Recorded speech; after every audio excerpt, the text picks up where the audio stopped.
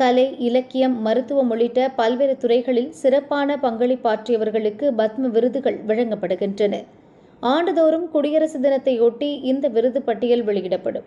அந்த வகையில் 2026ஆம் ஆண்டுக்கான விருது பட்டியலில் 131 பேர் இடம்பெற்றனர். 5 பேருக்கு பத்ம விபூஷன், 13 பேருக்கு பத்ம பூஷன், 113 பேருக்கு பத்மஸ்ரீ விருதுகள் அறிவிக்கப்பட்டன. அவர்களில் 66 பேருக்கு டெல்லி ராஷ்டிரபதி பவனில் இன்று ஜனாதிபதி திரௌபதி முர்மு விருது வழங்கி சிறப்பித்தார். இந்த நிகழ்ச்சியில் பிரதமர் மோடி, மத்திய உள்துறை அமைச்சர் அமித்ஷா உட்பட மத்திய அமைச்சர்கள் பங்கேற்றனர். கலைத்துறையில் சிறப்பான பங்களிப்பை தந்த மறைந்த பாலிவுட் நடிகர் தர்மேந்திராவுக்கு அறிவிக்கப்பட்ட பத்ம விபூஷன் விருதை நடிகையும் அவரது மனைவியுமான ஹேமமாலினி பெற்றுக்கொண்டார்.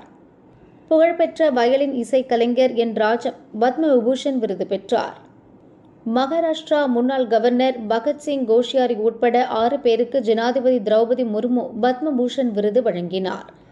மருத்துவத்துறையில் சிறப்பாக சேவையாற்றிய தமிழக முன்னாள் சுகாதார அமைச்சர் HV ஹண்டே, இலக்கியத்துறையில் எழுத்தாளர் சிவசங்கரி, ஓய்வு பெற்ற IPS அதிகாரி விஜயகுமார் உள்ளிட்டோர் ஜனாதிபதியிடம் பத்மஸ்ரீ விருது பெற்றனர். மறைந்த ஓவியர் கிருஷ்ணனுக்கான பத்மஸ்ரீ விருதை அவரது மனைவி பெற்றுக்கொண்டார். சிலம்ப கலைஞர் பழனிவேலும் பத்மஸ்ரீ விருது பெற்றார்.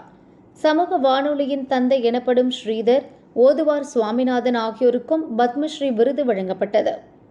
இந்திய மகளிர் கிரிக்கெட் அணியின் கேப்டன் ஹர்மன் பிரீத் கவுர் ஜனாதிபதியிடம் பத்மஸ்ரீ விருது பெற்றார். அந்த வகையில் பல்வேறு துறைகளில் சிறப்பாக பணியாற்றிய 58 பேருக்கு ஜனாதிபதி திரௌபதி முர்மு பத்மஸ்ரீ விருதுகள் வழங்கி கௌரவித்தார்.